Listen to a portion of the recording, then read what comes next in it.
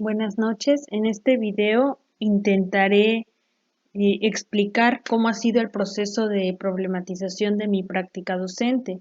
Intentaré recuperar de manera sistematizada las últimas producciones de las primeras UCAs que han sido trayectos formativos, identidades en contexto y políticas educativas. Todo esto pues con el propósito de construir un trabajo recepcional que aporte a la comunidad docente herramientas pertinentes a la realidad para desarrollar con eficacia esta profesión. Pues iniciaré mencionando que mi práctica docente se ha fundamentado en la experiencia como estudiante. Trayectos formativos me permitió ver mi práctica docente desde un enfoque analítico y crítico, en donde encuentro que mis formas de enseñar pues han sido las reproducciones de las experiencias que yo he tenido como docente desde que inicio mi educación hasta la profesionalización. Y cabe mencionar aquí, como ya lo he mencionado otras veces, pues que mi formación profesional no está dentro de las ciencias educativas, ¿no? Y que pues la construcción de la didáctica empírica y experiencial no ha sido suficiente para obtener los resultados significativos en el aprendizaje de mis estudiantes, siendo estos nada más memorísticos y con una validez para el alumno solo para justificar su calificación que requiere para la escuela. Dentro de esta reflexión resaltaron problemas presentes en mi práctica docente, como son las que aparecen aquí en pantalla, estas cuatro, y que yo adjudicaba estos problemas como problemas actitudinales de los estudiantes. Sin embargo, esta reflexión pues me hace cuestionar realmente si mis prácticas están siendo efectivas y pues claramente me doy cuenta que algo está pasando, ¿no? En identidades en contexto empiezo a tener un primer acercamiento a las bibliografías en donde empiezo a reflexionar sobre la identidad de mi ser docente, que esta está moldeada por la experiencia como estudiante, como ya mencioné antes, y que en estas prácticas tradicionalistas, pues no tomo en cuenta un elemento importante que es la identidad del alumno, eh, que es producto de su contexto, así como las filosofías que nos permean las políticas educativas de nuestro país. Al acceder a información bibliográfica sobre la enseñanza, pues concluyo en esta parte que mi práctica docente pues está encuadrada con formas de enseñanza tradicional. Y, y en políticas educativas pues empiezo a comprender que existe una filosofía, ¿no? Y un objetivo sobre el alumno por parte del Estado, es decir, qué tipo de ciudadano estoy formando a través de mi asignatura. Después de entender todos estos conceptos, pues me hago estas preguntas que en conclusión pues sería si los demás docentes como yo tienen conocimiento sobre estas políticas educativas o conocen el tipo de alumno que van a formar o cómo se están llevando realmente a cabo el proceso de enseñanza-aprendizaje en la institución que actualmente laboro. Cabe mencionar que primeramente estas preguntas estaban sirviendo como em, el paso a una investigación.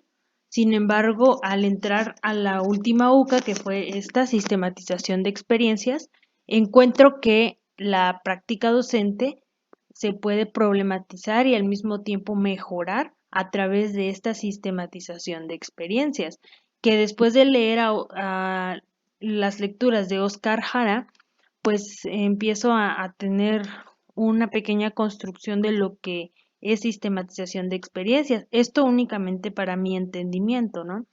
Que el cual es un proceso de registro de situaciones significativas que ocurren en la misma práctica y que son registrados con una visión crítica para producir el conocimiento. mediante un proceso analítico y crítico e interpretativo con una metodología indefinida, es decir, que no sigue una serie de pasos, dictada por las situaciones que se van presentando en su desarrollo.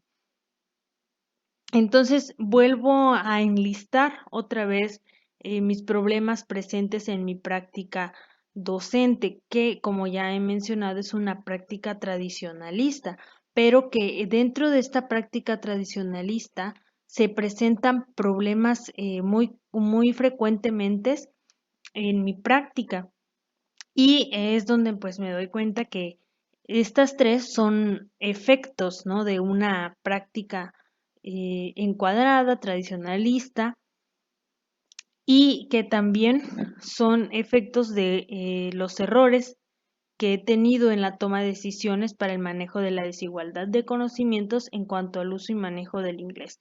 Y posteriormente empieza una replantación de mi problemática eh, en cuanto a mi práctica docente. Y aquí cabe mencionar que analicé más bien el contexto de mi escuela, de mi grupo, del el plantel donde yo estoy laborando, que es un plantel de media superior en San Cristóbal de las Casas, Chiapas, y es un plantel que pues es muy demandado por los alumnos, ¿no? Debido a que tiene diversidad ahí de especialidades que oferta, pues es muy popular la escuela y muchos alumnos quieren entrar ahí.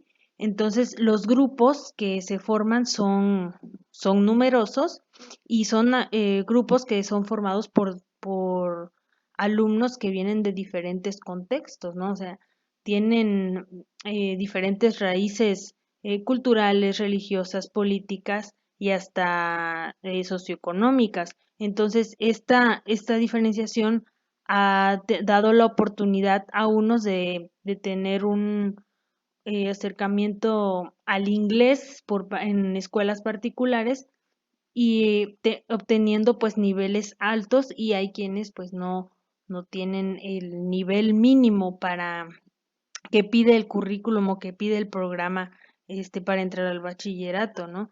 Em, entonces, en esta diversidad de grupo, pues diseñaba actividades estandarizadas en un grupo con diversidad de niveles de conocimiento. Esto ocasionaba frustración para los alumnos que no contaban con el nivel mínimo que pide el currículum para iniciar pues la formación de la lengua inglesa y ocasionaba tedio y aburrimiento a los alumnos que estaban avanzados en este programa, ¿no? Superando todavía los conocimientos de los currículums. Entonces, me empiezo a cuestionar cómo puedo abordar el proceso de enseñanza de aprendizaje en un grupo multinivel para que con esto con el fin de que todos sean partícipes en sus aprendizajes, ¿no? Que puedan todos participar y que no queden unos trabajando, otros no, etcétera. Y dando un vistazo un poco hacia los antecedentes, analizando un poco, bueno, más bien investigando los antecedentes de este tema, pues encuentro que otros investigadores, otros maestros han trabajado esta problemática de la diversidad de grupo con el aprendizaje colaborativo o cooperativo. Entonces, aquí me pregunto cómo yo puedo fomentar el aprendizaje colaborativo cooperativo para eliminar la competitividad y la superioridad que se pueda llegar a sentir entre estos alumnos, también tomando en cuenta que son alumnos de educación media superior. Pues los objetivos que va a tener esta investigación o que tendría esta investigación sería investigar y analizar las formas de trabajo que implementan otros docentes con estos grupos, primeramente, y conocer también las percepciones que tienen los alumnos con estas formas de trabajar. Y otro sería proponer estrategias o en su caso actividades que puedan usar otros docentes en mi misma situación para trabajar y abordar la diversidad de grupos, en los grupos numerosos con multinivel en el manejo y uso de este idioma, ya que esto es muy característico de nuestros grupos aquí pues en Chiapas y en México, ¿no? Porque En la mayoría de escuelas públicas, siempre trabajamos con grupos multinivel.